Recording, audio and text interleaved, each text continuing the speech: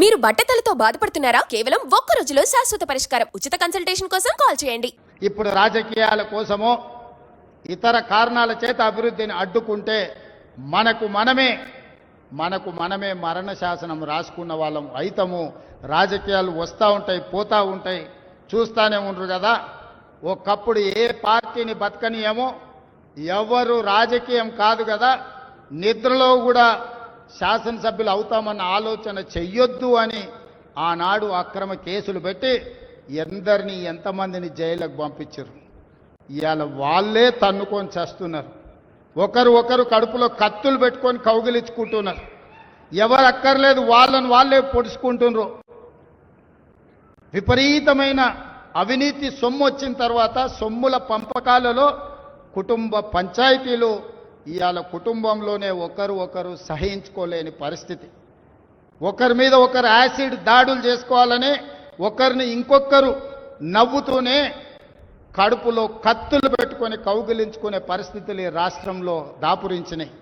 పాపం ఊరికే పోదు. పెద్దలు చెప్పిండ్రు, చేసుకున్న వాడికి చేసుకున్నంత మహానుభావ అని చెప్పిండ్రు. చేసిన పాపాలు ఎక్కడికి పోవు, ఖచ్చితంగా ఆ పాపాలు వెంటాడుతూనే ఉంటాయి.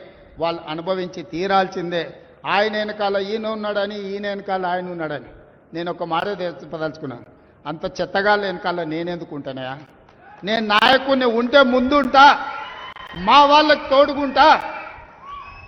వాళ్ళ కుటుంబాలు వాళ్ళు కత్తులతో పొడుచుకొని హరీష్ రావు, సంతోష్ రావు వెనకాల రేవంత్ రెడ్డి ఉన్నాడు అని ఒకరంటే, లేదు కల్వకుంట్ల కవిత గారు వెనకాల రేవంత్ రెడ్డి ఉన్నాడని.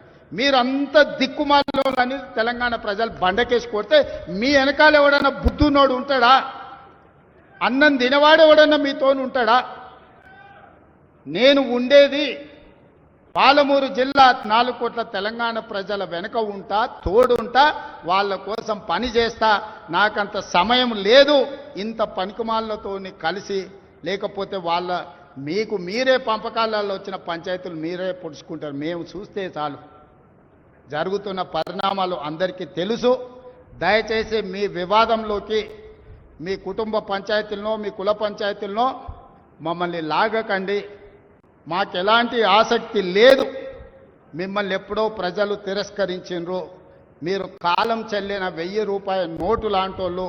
కాలగర్భంలో కలిసిపోతుంది ఆ పార్టీ. ఒకప్పుడు జనతా పార్టీ కూడా గొప్ప పేరుండే, కానీ జనతా పార్టీ కనుమరుగైంది. ఆ తర్వాత తెలుగుదేశం పార్టీ ఒక అద్భుతమైన పార్టీ, చాలామందికి అవకాశాలు కల్పించిన పార్టీ. కొంతమంది కుట్రల వల్ల ఆ పార్టీ కూడా ఈరోజు తెలంగాణలో ఒక సమస్యను ఎదుర్కొంటుంది. మరి ఇన్ని దుర్మార్గాలు చేసిన మీరు మాత్రం ఎట్లా మనుగడ సాధిస్తారు? ప్రకృతి అనేది ఉంటుంది, ఆ ప్రకృతి శిక్షిస్తుంది. అందులో మనకి ఎవరికి ఏమాత్రం ప్రమేయం లేదు. రాజకీయాల వైపు చూడకండి మిత్రులారా. పాలమూరు జిల్లాను అభివృద్ధి చేసుకుందాం. ఇరిగేషన్ అండ్ ఎడ్యుకేషనే my first priority. Irrigation and education వస్తే ఆటోమేటిక్గా ఎంప్లాయ్మెంట్ వస్తుంది. ఎంప్లాయ్మెంట్ వస్తే మనమే ఆదర్శంగా నిలబడతామని తెలియజేస్తూ మీ అందరి దగ్గర సెలవు తీసుకుంటున్న ధన్యవాదాలు మిత్రులారా.